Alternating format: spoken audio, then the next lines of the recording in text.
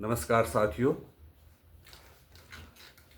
America ऐसा देश है जो कि बाकी किसी देश की प्रगति नहीं चाहता है।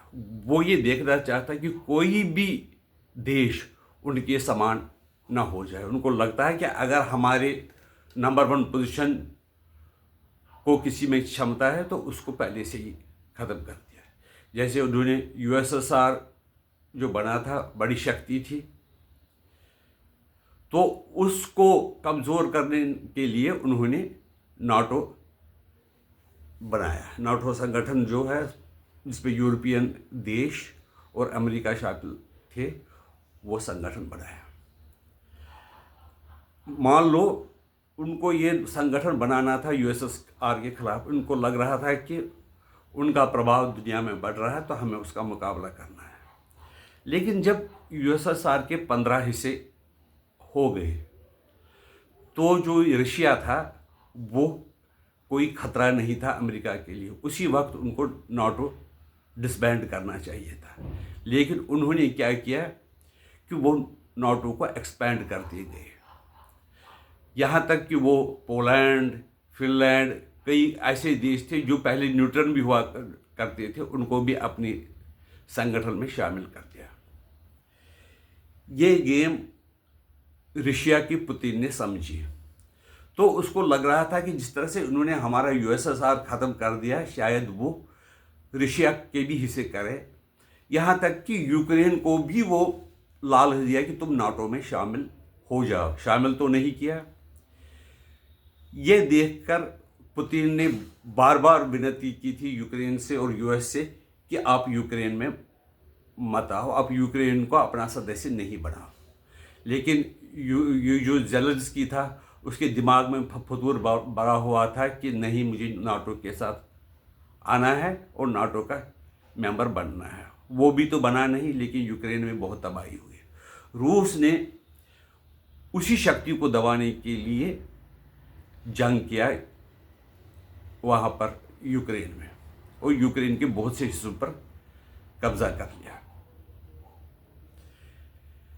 अब सब लोगों ने यूक्रेन से और रूस से ये विनती की कि भाई आप ये जंग है ये समाप्त कर लो, इससे सारे विश्व पर प्रभाव पड़ता है। खून, कई लोग मरे हैं, इंफ्रास्ट्रक्चर का नुकसान हो गया, कई लोग गरीब हो गए, कई लोगों का आबादी का दबाव बढ़ गया। इसलिए आपसे दोनों से विनती है कि आप जंग सब बातचीत करके जंग को समाप्त कर दीजिए। जिसमें मोदी जी ने भी पुतिन के सामने कहा था ये समय जंग का नहीं, शांति का है। लेकिन उस वक्त ज़ेलेंस्की कोई बात करने के लिए तैयार नहीं थे, क्योंकि उनको अमेरिका से पैसा मिल रहा था, अरबों डॉलर मिल रहे थे। तो उन्होंने अमेरिका के जो साथी है और कई लोग थे, उन्होंने एक समिट बुलाया था जिसमें रशिया में बुलाया ही नहीं गया। जंग तो रशिया और यूक्रेन का समाप्त करना था, लेकिन उसमें रशिया को ही नहीं बुलाया गया। यानी वो चाहते थे, अमेरिकन लॉबी चाहती थी कि रशिया के खिलाफ से ज़्यादा लोग हो जाए ताकि वो रशिया को तबाह कर सके। इसमें वो सैंक्शन भी लगा गए, यूरोपियन देशों ने भी सैंक्शन लगाई, अमेरिका ने भी सैंक्शन लगाए, स्विफ्ट से रशिया को बाहर कर दे। किसी तरीके से उन्होंने कोई कसर नहीं छोड़ी कि रशिया को तबाह करने के लिए। लेकिन रशिया के पास तेल और नेचुरल गैस था जिस पर वो निर्भर थे, वो सस्ता है, उनके पास टेक्नोलॉजी है, उनको पास मॉडर्न वेपन्स हैं। तो उन्होंने यूक्रेन का मुकाबला किया और नाटो के हथियारों का भी मुकाबला किया। ऐसी सिचुएशन हुई कि कुछ 20% जो यूक्रेन का एरिया वो रशिया के कब्जे में आ गया। यूक्रेन ने भी रशिया पे कुछ हमले किए जिसमें बहुत से कई बिल्डिंग्स का नुकसान हुआ, कई लोग मरे भी। कुल मिलाकर दोनों साइडों से जान माल की बहुत ही हानि हो गई। अब जो वो पॉलिसी अमेरिका की थी उसमें जो डीप स्टेट वगैरह इन्वॉल्व थे, जो कि पॉलिसी रहता है कि हर जगह जंग ही जंग हो ताकि उनके हथियार बेचे जा सके और वो कंपनियों को फ़ायदा हो सके, ताकि वह अमेरिकन के जो लोगों हैं, जो राजनीतिक दलों हैं, उनको फंड देकर उनको जिता सके। लेकिन उसी का मुकाबला करने के लिए ट्रंप ने मोर्चा खोला और उसको विजय मिल गई। उसको भी कई बिजनेसमैन ने सपोर्ट किया, एलन मस्क वगैरह, उन्होंने उसको सपोर्ट किया, तो वो कामयाब रह गए। जब ट्रंप की सरकार आ गई तो ट्रंप ने कहा कि रशिया और यूक्रेन दोनों से आप जंग समाप्त करो और नेगोशिएटिंग टेबल पर आ जाओ। उन्होंने भी सऊदी अरबिया में, जो ट्रंप सरकार है, उन्होंने सऊदी अरबिया में मीटिंग बुलाई, जिसमें रोबिकोव, अमेरिका के फॉरेन सेक्रेटरी, रूस के फॉरेन मिनिस्टर लावरोव शामिल हुए और सऊदीया के जो किंग MBS के कोई रिश्तेदार थे वो भी बैठे थे। उन्होंने ये फैसला किया कि हमको युद्ध समाप्त करना चाहिए, क्योंकि उससे बहुत जान माल की हानि होती है।